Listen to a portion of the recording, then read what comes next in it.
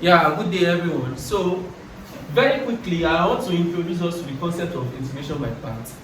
So, when we are talking about integration by parts, it is just that we are having a product of what? Integration. This multiplied by this. So, we have x multiplied by x plus 1 raised to power 4 dx. So, it's just like when we are talking about product rule in differential calculus. So this is also a product rule in integral calculus. So it's very simple. So what does that imply? I said it's very simple because we have a formula we have to use, which even make it simpler. So what's the formula? The formula is saying when we have integral of u dv, it is equal to what? uv minus integral of what? v du. Simple. So what does that imply? It implies that our x is coming from what? U. And our x plus 1 raised to power 4 dx is coming to what? dv. So what does this imply? It implies that when we are talking about integration by parts, we'll be differentiating and at the same time we'll be what? Integrating. So the question is, which one are we differentiating and which one are we integrating? So I'm happy to tell you that the one we are differentiating is what? The u. And the one we are integrating is what? The v.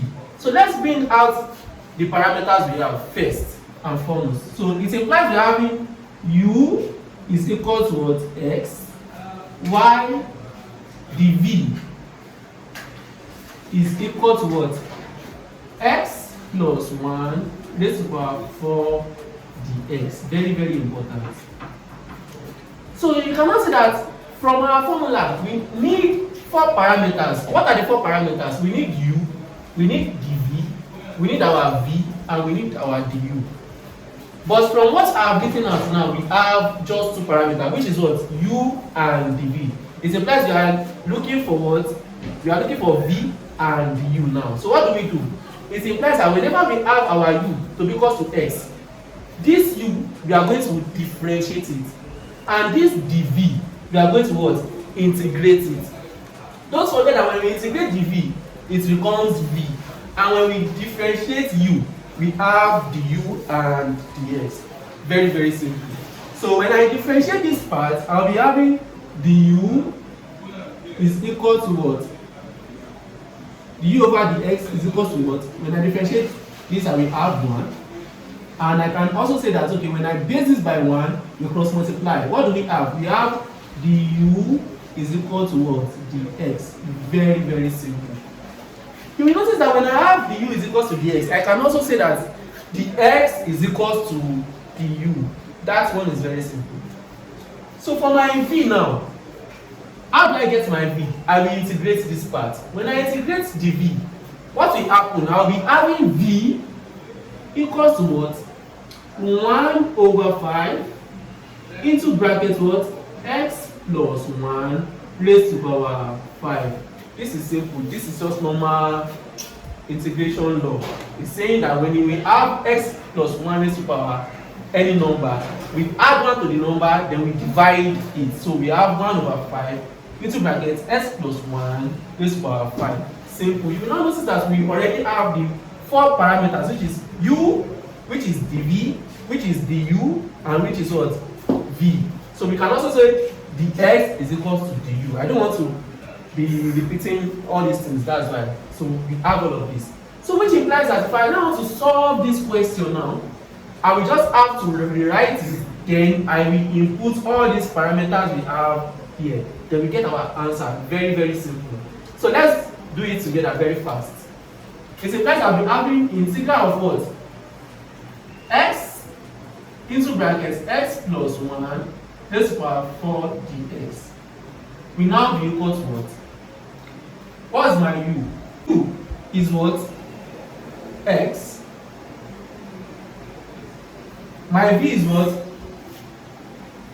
1 over 5 into bracket x plus 1 raised to power what? 5. I don't want to be managing the space. Let's write the remaining one here. Minus what? Integral of v. What's my v? 1 over 5 into bracket x plus 1 raised to power 5 times, what's my du? My du is equal to what? Dx. Dx. Easy. So I just want to rewrite this part now. I want to rewrite it here. So it will be very, very visible. So it implies I'll be having, I don't want to rewrite this. It implies I'll be having is equal to what? X over 5, right? Into bracket x plus 1 raised to power 5 minus, you know that 1 over 5 is a constant. Then I can now bring it outside. 1 over 5, I'm having integral of what? X plus 1 raised to power what? 5 dx. Yes. I cannot stop here. Why?